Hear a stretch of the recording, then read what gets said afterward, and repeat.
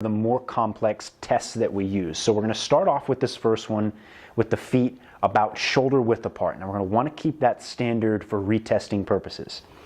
Now if we can, and if you want to on this part of the test, you can turn your feet out slightly in a little bit of external rotation as well. So from here, we're going to bring the hands on the inside of our legs, head and chest up, and we're going to go ahead and squat all the way down.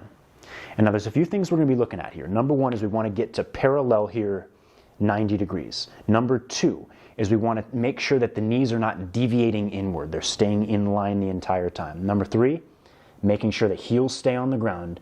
And then the fourth thing that we like to look at is the torso staying parallel with the tibia. What we don't want to see is compensations here. So that will be a 3 demonstrated as such. We'll come all the way back up and we'll show you what a 2 and a 1 looks like. So a number 2 is going to be some compensation. So we'll come on down and we see maybe that chest start to fall forward a little bit. We see maybe the heels wanting to come off the floor. We see the knees really diving over the toes and diving in. So this is demonstrating a 90-degree squat, but with some compensations. A number 1 is going to be if we can't get to the 90 degrees and we start to see some problems as well. So we get to right here, heels want to come off. We want to really start to bend forward here at the torso. Okay. So remember, the 1 is going to be when we cannot achieve the position and there's some serious compensations. A 2 is if there's just some small compensations. And then a 0, of course, is going to be if we have pain in this position. So we go down, some of the common pain points are going to be up through the spine, front of the hips, back of the hips, knees, ankles, some areas like that. Okay? So we'll come all the way back up and we're going to show you the other squat test now. So that's number 1. If we do well at that test, if you get a 3, this may indicate that that's a good positioning for your feet to be in when you're doing your squat. So the next test we're going to do is we're going to put our feet together.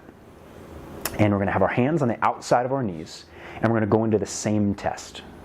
So we're going to come all the way down.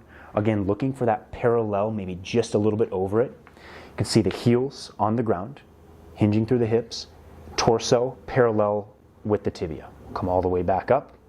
That's going to be a 3. Now, same rules are going to apply. So the compensations are going to be almost the exact same. The chest is going to fall forward. The knees are going to shoot way over the toes. You're going to have a hard time keeping your heels on the ground.